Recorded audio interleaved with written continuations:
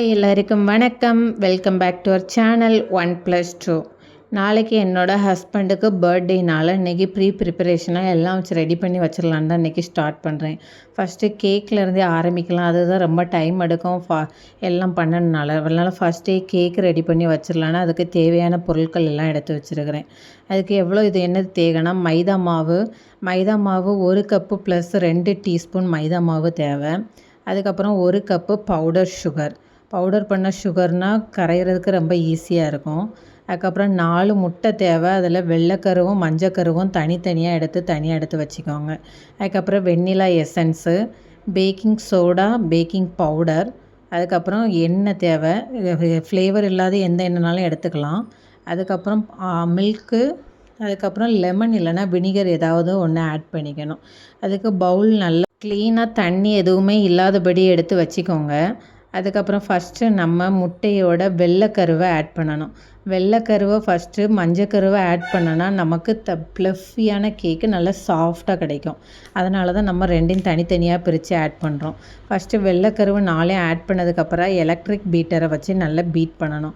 Beat பண்ணிகிட்டே இருக்கணும். அப்போ தான் நம்மளுக்கு நல்ல ஸ்டிஃபான பீக் வந்து கிடைக்கும். நம்மளுக்கு விப்பிங் க்ரீம் பீட் பண்ணால் எப்படி ஒரு ஸ்டிஃபான பீக் கிடைக்குமோ அதே போல் தான் நம்மளுக்கு முட்டையோட வெள்ளைக்கருவை வந்து பீட் பண்ணால் நம்மளுக்கு நல்ல ஸ்டிஃபான பீக் கிடைக்கும். அது வரை நம்ம பீட் பண்ணணும். நம்ம கை வலிக்குதுன்னு சொல்லி வச்சுட்டு போயிட்டோன்னா நம்ம கேக்கும் நல்லா சப்பி போயிடும், அப்படி இல்லைன்னா கல் போல் ஆயிரும். அதனால் கண்டிப்பாக இந்த ஸ்டெப்புக்கு நல்லா ஹார்ட் ஒர்க் பண்ணி நல்லா பண்ணுங்கள். ஒருவேளை விஸ்க் இல்லைனா கையை வச்சு பண்ணுறது ரொம்ப கஷ்டம். கேக்கு செய்கிறதுக்கு ஒரு விஸ்க் இருந்தால் கொஞ்சம் நல்லாயிருக்கும். நம்ம பீட் பண்ணிட்டே இருக்கும்போது ஃபஸ்ட்டு இருந்த முட்டைக்கும் இப்போ இருக்க முட்டைக்கும் நல்ல ப்ளஃபியாக வந்திருக்குதா. இப்போ ப்ளஃபியாக வந்திருக்க நேரத்தில் கொஞ்சமாக இது கூட வெண்ணிலா எசன்ஸு தேவைப்பட்ட ஆட் பண்ணிக்கோங்க ஃபஸ்ட்டே, இல்லைனா அப்புறமா கூட ஆட் பண்ணிக்கலாம், ஒன்றும் பிரச்சனை கிடையாது. நல்லா பீட் பண்ணிகிட்டே இருக்கணும். நல்லா பீட் பண்ண தான் நல்லா அழகாக நல்லா ப்ளஃபியாக நம்மளுக்கு கிடைக்கும். அதுக்கப்புறம் கொஞ்சம் பீட் பண்ணதுக்கு அப்புறமா பவுடர் சுகர் வந்து நம்ம ஆட் பண்ணணும். ஆட் பண்ணதுக்கு மொத்தமாக சேர்த்து ஆட் பண்ணிடக்கூடாது. கொஞ்சமாக தான் பவுடர் சுகர் வந்து ஆட் பண்ணணும். அதை நீங்கள் 3 பார்ட்ஸாக வந்து டிவைட் பண்ணி ஆட் பண்ணிக்கோங்க. கொஞ்சம் தூரம் பீட் பண்ணதுக்கு அப்புறம் தான் ஆட் பண்ணணும். ஏன்னா ஃபஸ்ட்டே ஆட் பண்ணிட்டோன்னா ரெண்டும் சேர்ந்து மெல்ட் ஆகி நம்மளுக்கு ஸ்டிஃப் பீக் கிடைக்காது. இப்போ ஒரு பேட்ச் ஆட் பண்ணதுக்கப்புறம் அடுத்தும் கொஞ்சோண்டு ஆட் பண்ணி அதே போல் பீட் பண்ணுங்கள்.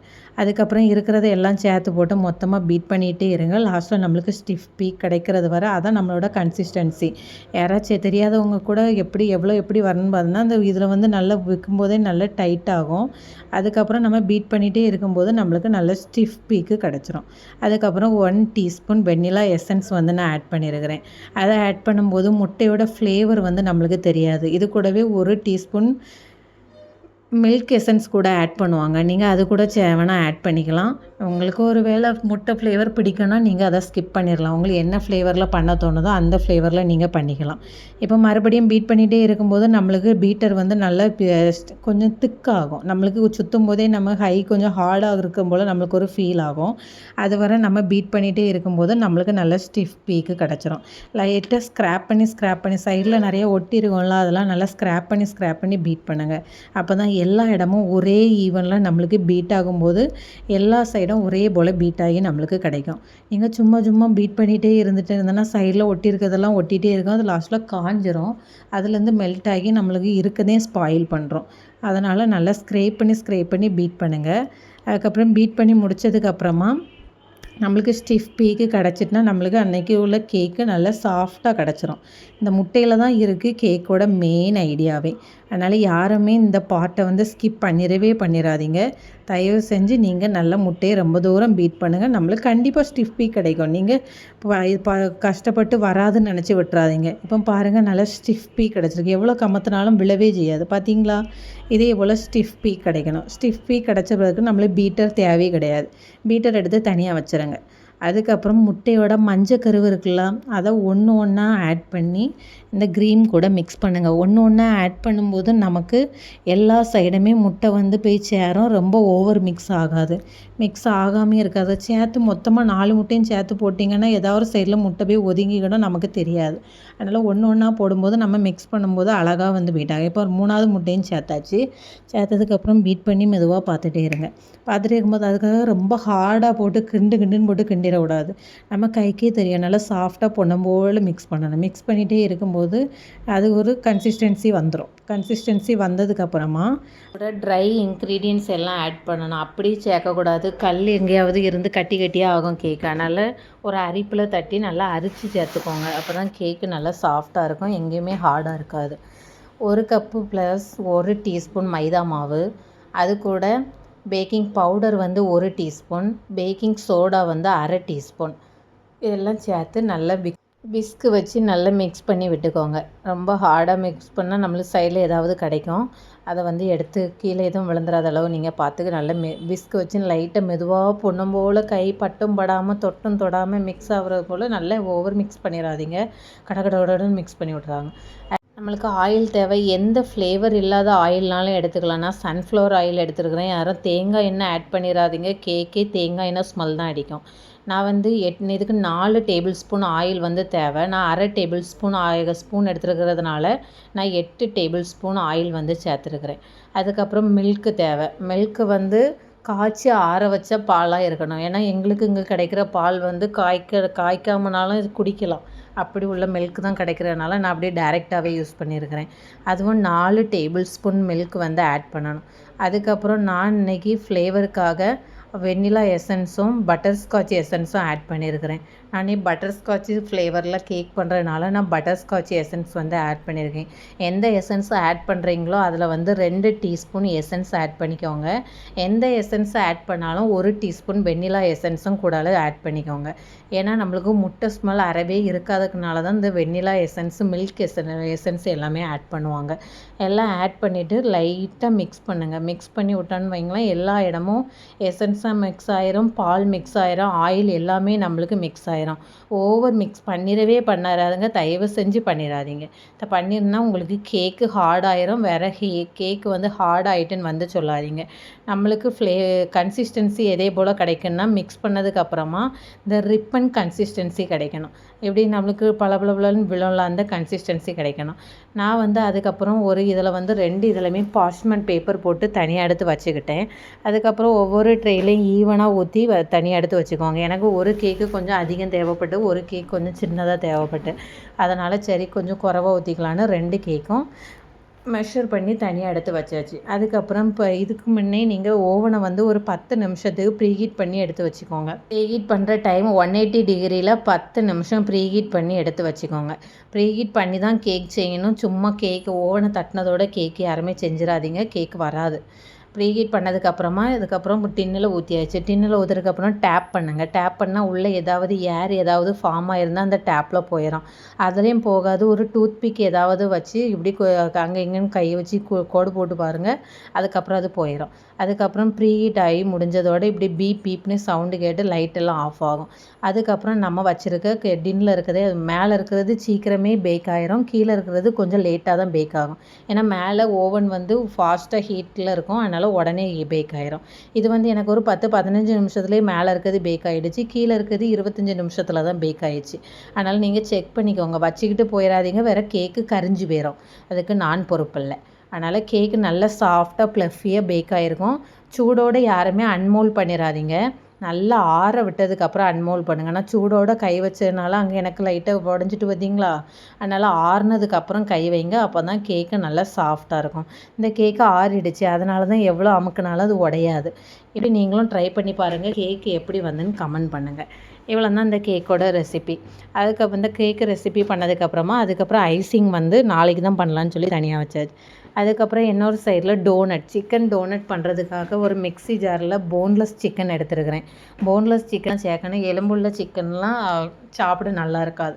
அதனால் ஒரு 1/4 கிலோக்கும் கொஞ்சம் கூட தான், ஒரு 300 கிராம் போல் சிக்கன் இருக்கும். அது கூட ஒரு 1/2 குடமிளகா போட்டால் தான் டோனட் வந்து நல்லாயிருக்கும். அதனால் கண்டிப்பாக குடமிளகா சேர்த்துக்கோங்க. ஒரு பெரிய சைஸில் ஒரு பல்லாரியை 4ஆக வெட்டி சேர்த்துக்கலாம். ஏன்னா மிக்ஸியில் எல்லாமே சேர்த்து போட்டு அரைக்க தான் போகிறோம். அதனால் அரைக்கிறதுக்காக ஒரு பல்லாரி எல்லாம் போட்டாச்சு. அதுக்கப்புறம் நம்மளுக்கு 4 ப்ரெட்டு தேவை. என்கிட்ட அன்றைக்கி ப்ரெட்டு இல்லாததுனால நான் ப்ரெட் க்ரம்ஸ் என்கிட்ட இருந்ததுனால ப்ரெட் க்ரம்ஸை வந்து ஆட் பண்ணியிருக்கிறேன். நீங்கள் ப்ரெட்டு இருந்ததுன்னா ஒரு 4 ப்ரெட்டு ஆட் பண்ணிக்கோங்க, சரியா?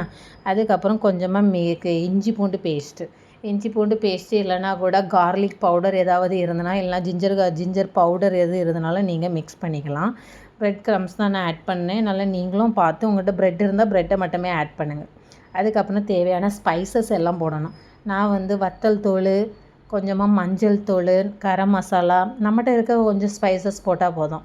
பப்ரிக்கா பவுடர் இருந்தால் பப்ரிக்கா பவுடர் போடலாம். என்கிட்ட பப்ரிக்கா பவுடர் இல்லைனால நான் அதை ஆட் பண்ணலை. நான் கறி மசாலா, மஞ்சள் தூள், வத்தல் தூள், அதுக்கப்புறம் மல்லித்தூள் இவ்வளோ தான் நான் ஆட் பண்ணி கொஞ்சம் காஷ்மீரி ரெட் சில்லி இதெல்லாம் ஆட் பண்ணி மிக்ஸியில் நல்லா கொஞ்சமாக ஆயில் ஒரு 2 டேபிள் ஸ்பூன் போல் ஆயில் வந்து ஆட் பண்ணிக்கணும். இதெல்லாம் ஆட் பண்ணிவிட்டு மிக்ஸியில் நல்லா அரைச்சோன்னா நம்மளுக்கு நல்ல ஃபைன் பேஸ்ட்டாக கிடச்சிரும். அதுக்கப்புறம் நம்ம டோனட் ஷேப்லனாலும் பண்ணிக்கலாம், கட்லட் ஷேப்லனாலும் பண்ணிக்கலாம். நான் டோனட் பண்ணுறதுனால நான் டோனட் ஷேப்பில் வந்து அதை வந்து நான் எடுத்துருக்கிறேன். நீங்கள் என்ன ஷேப்லனாலும் அதை நீங்கள் எடுத்துக்கோங்க, உங்கள் விருப்பம் தான். விருப்பம் வச்செல்லவங்க ஷீக் கபாப் போல் பண்ணனாலும் இதை வச்சு ஷீக் கபாப் கூட பண்ணலாம். நீங்கள் உங்கள் விருப்பம் தான். நம்ம ஒரே இதை வச்சு 4-5 டிஷ்குள்ளே வெரைட்டியாக பண்ணலாம்.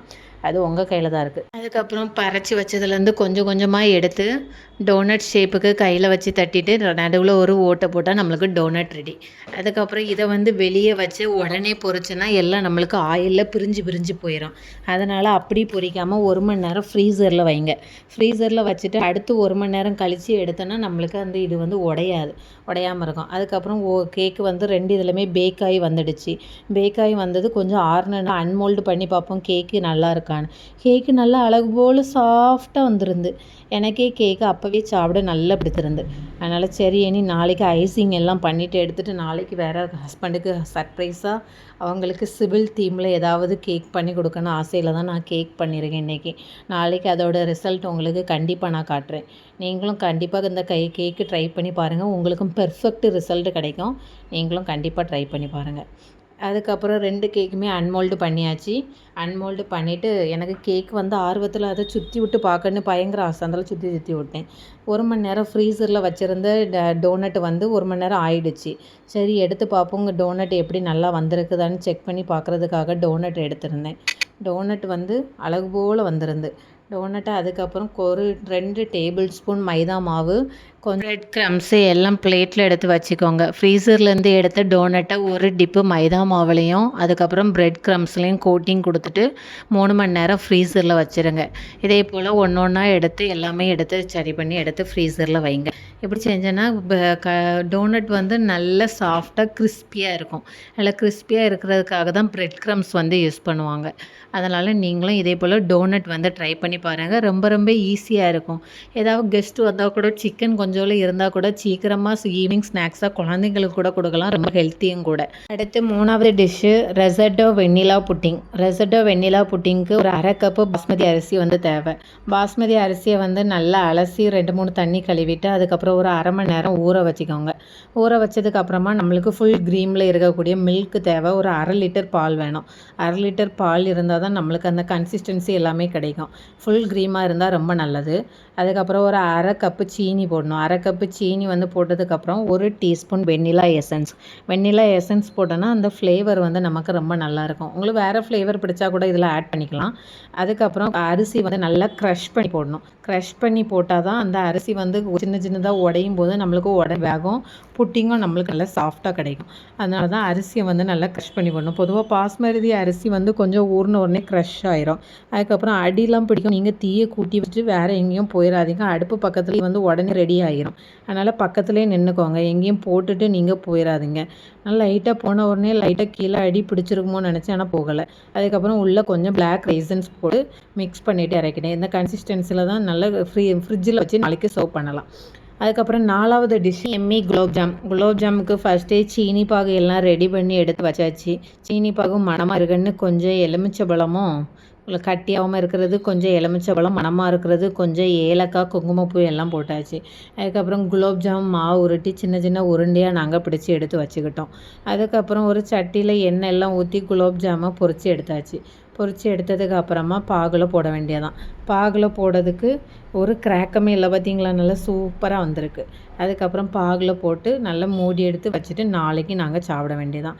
அடுத்த ரெசிபி இதே போல் இன்ட்ரெஸ்டிங்கான ரெசிபியில் நம்ம மீட் பண்ணுவோம். அது வரைக்கும் பாய். ப்ளீஸ் சப்ஸ்கிரைப் பண்ணுங்கள். தேங்க்யூ.